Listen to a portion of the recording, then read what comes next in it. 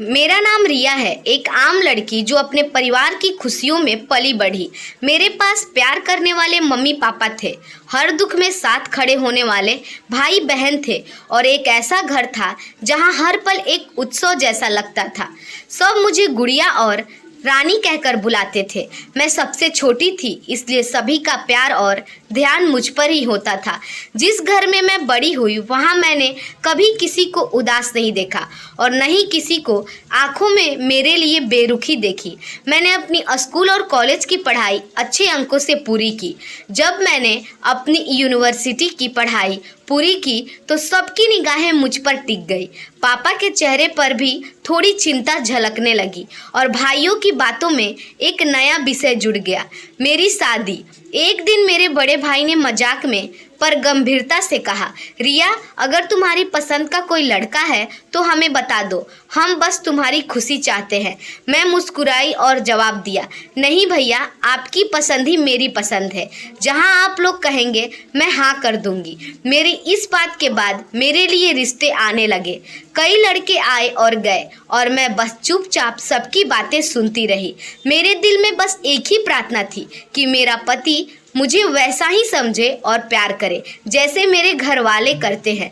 फिर एक दिन मेरे बड़े भाई के एक दोस्त ने आदित्य नाम के एक फौजी अफसर का रिश्ता बताया। मेरे भाई उनसे मिलने गए और वापस आकर बोले, वह बहुत अच्छा लड़का है, वह तुम्हें बहुत सम्मान देगा और तुम्हारी जिंदगी खुशहाल बनाएगा।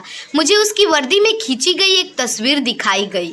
उसका चेहरा शांत था और आंखें कुछ कह रही थी, पर मैं समझ नहीं पाई। भाइयों को वो बहुत पसंद आया और मैंने अब उनकी पसंद पर भरोसा कर लिया। हमारी मंगनी 4 अक्टूबर को हुई। घर में सादगी भरा फंक्शन रखा गया। कुछ करीबी रिश्तेदार आए और माहौल में खुशी भर गई। मम्मी ने मेरा हाथ पकड़कर कहा, अब तुम हमारे हाथों से निकलने वाली हो, लेकिन जहां भी जाओ इज्जत से जाना और इज्जत से के साथ लौटना। मैंने मम्मी के हाथ चूम लिए। फिर शादी का दिन आया। मैंने लाल जोड़ा पहना और हाथों में मेहंदी की खुशबू समेट ली।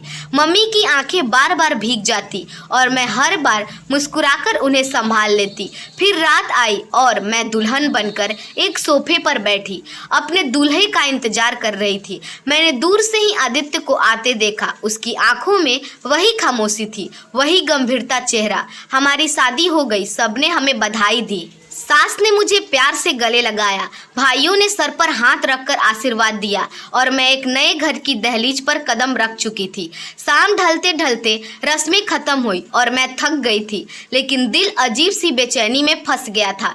मुझे इंतजार था तो अपने पति का, पर रात धीरे धीरे आगे बढ़ रही थी और मेरे कमरे का सन्नाटा जैसे मेरे कानों में गूंजने लगा। मैं बार बार दरवाजे की तरफ ही देखती रही, शायद अब खुले, शायद अब कोई आए, लेकिन हर बार सन्नाटा ही जीत जाता।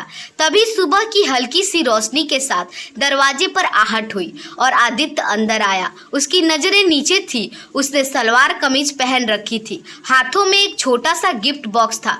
वह बिना मेरी तरफ देखे मेरे करीब आए, बॉक्स मेरी गोद में रखा और बिना कुछ बोले बाहर चला गया।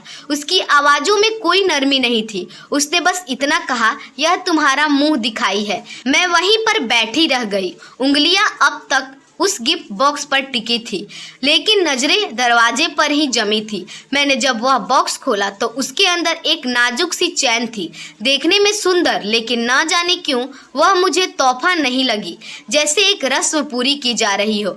मेरे दिल में एक खालीपन सा उतर आया। मैं उठी और कमरे से बाहर निकली। बाहर का माहौल भी खामोश था। मैं वापस कमरे में आकर बैठ गई। वहाँ ना कोई खुशी का एहसास था, न ही दिल में सुकून। फिर अगली सुबह आदित्य वापस आया। मैं खिड़की के पास खड़ी थी जब उसने बिना मेरी तरफ देखे सीधे अपने कमरे का रुख किया। वह मोबाइल पर किसी से बात कर रहा था। उसकी आवाजें साफ सुनाई दे रही थी। जी सर, मैं वापस रिपोर्ट कर दूंगा। थोड़ी देर बाद वह नाश्ते के लिए नीचे आया। मैंने उसके सामने चाय रखी तो बस इतना बोला कि शुक्र है तुम्हें चाय बनाना तो आता है। उसके लहजे में अजीब सी ठंडक थी। वह एक वाक्य में मेरे मन में कई सवाल खड़े कर दिए। क्या यह लहजा किसी अजनबी का तो नहीं है? अगर मेरी मौजूदगी उसे इतनी भारी लगती है तो यह रिश्ता ही क्यों जोड़ा गया था? मुझसे शादी क्यों की गई थी? उस रात भी मैंने अपने मन के सारे सवाल को खुद के अंदर ही अंदर दबा लिया और खामोशी से बिस्तर पर लेट गई। दूसरी रात भी पहले की तरह खामोशी से गुजर गई। एक दिन मैं नाश्ता बना रही थी, सास ससुर पास में बैठे थे। उन्होंने पूछा कि तुम्हें आलू के पराठे बनाने आते हैं ना? मैंने जवाब दिया, जी आते हैं। उन्होंने कहा, आदित्य को पसंद है, देख लेना बस जले नहीं। मैंने कोशिश की कि पराठा सुनहरे और नरम बने। जब आदित्य नाश्ते पर आया तो उसने बिना किसी और बात के बस जाते जाते टेबल पर कप रख गया और कहा कि पराठे में नमक थोड़ा ज्यादा था। सास ने मुस्कुरा कर कहा, कोई बात नहीं, कुछ टाइम में सीख जाएगी। सब कुछ पहली बार ना, लेकिन आदित्य ने कुछ जवाब नहीं दिया और खामोशी से अपने कमरे में चला गया। उस दिन शाम को एक फंक्शन था। मैं आदित्य के साथ स्टेज पर बैठी कमरे की तरफ मुस्कुराने की कोशिश कर रही थी, लेकिन वह पूरी तरह से खामोश बैठा था। ना किसी से ढंग से बात कर रहा था और ना ही नजरें मिला पा रहा था, जैसे यह सब कुछ उस पर बोझ हो। एक मेहमान ने हंसते हुए पूछा, आदित्य भाई कैसा लग रहा है दूल्हा बनकर आपको? उसने बस हल्की सी मुस्कान के साथ सिर हिला दिया और कुछ नहीं कहा। रात को जब सब सो गए तो मैं फिर से आदित्य का दिया हुआ गिफ्ट निकाल कर लाई। चैन वाकई बहुत खूबसूरत थी, पर उसमें कोई अपनापन नहीं थी। मैंने उसे हाथों में घुमाया, कुछ देर तक बस यूं ही देखती रही, लेकिन दिल में वही ठंडापन था। मैं यह रिश्ता खत्म करने की सोचने लगी। मैंने अपने माता पिता के घर जाने के लिए अपना बैग भी पैक कर लिया, पर फिर मुझे अपने पिता की बातें याद आई। एक बेटी दूसरे घर जाकर सिर्फ अपना दिल ही नहीं बल्कि अपना परिवार की इज्जत भी ले जाती है। मैंने हिम्मत जुटाई और वहाँ रुकने का फैसला किया। मैंने खुद से वादा किया कि मैं इस रिश्ते को निभाऊंगी और दिल से निभाऊंगी, चाहे जो कुछ भी हो जाए। अगली सुबह जब आदित्य जाने लगे तो मैंने कहा, अपना ख्याल रखिएगा। उसने पलट कर देखा और कहा, शुक्रिया। सब कुछ सहने के लिए पहला शब्द था जिसमें थोड़ी सी नरमी थी। एक हफ्ते बाद वह अचानक वापस आ गए। मैं हैरान होकर पूछ बैठी, आप इतनी जल्दी वापस आ गए? उन्होंने मुस्कुरा कर कहा, कुछ अधूरा छोड़ गया था इसलिए लौट आया। उस दिन के बाद सब कुछ बदल गया। वह मुझसे बहुत प्यार से बात करने लगे। हम साथ में बाहर घूमने गए, फिल्में देखी और उन्होंने मेरे लिए कपड़े भी खरीदे। एक शाम को जब हम दरिया के किनारे बैठे थे तो उन्होंने कहा, रिया तुम्हारे लिए कुछ सपने होंगे ना? मैंने कहा, हाँ, पुराने सपने जो वक्त ने छीन लिए। उन्होंने मेरी आंखों में देखते हुए कहा, अब नए सपने देखो मेरे साथ। उनकी आंखों में इतनी सच्चाई थी कि मैं खुद को रोक नहीं पाई और मैंने कहा, अब जो भी सपने हैं वो बस तुमसे जुड़े हैं। उस पल जैसे हमारी जिंदगी में सचमुच रंग भरने लगे। कुछ हफ्ते बाद मुझे पता चला कि मैं माँ बनने वाली हूँ। आदित्य यह सुनकर बहुत खुश हुए। उन्होंने घर को सजाया और कहा कि खुशी छोटी हो या बड़ी, मनानी तो बनती है। अगले ही दिन जब मैं किचन में थी तो दरवाजे पर कुछ फौजी आए।